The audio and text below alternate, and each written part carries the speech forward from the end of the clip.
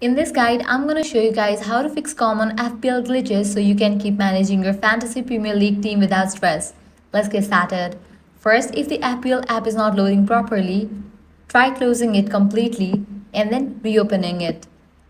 With this, your problem might be resolved. Next thing you want to do is check your internet connection. Switch between Wi-Fi and mobile data to see if the glitch is just a network problem.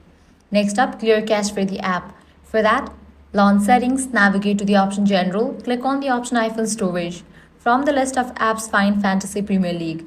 Launch it, click on Upload app, click on Upload app, then click on Reinstall app. If these solution didn't work out for you, completely delete app from your device and reinstall it.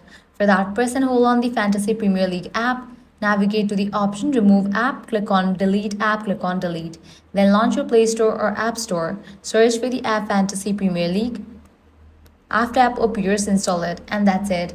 These are some fixes for FPL glitch. If this guide helped you out, do not forget to like, share and subscribe. Thanks for watching.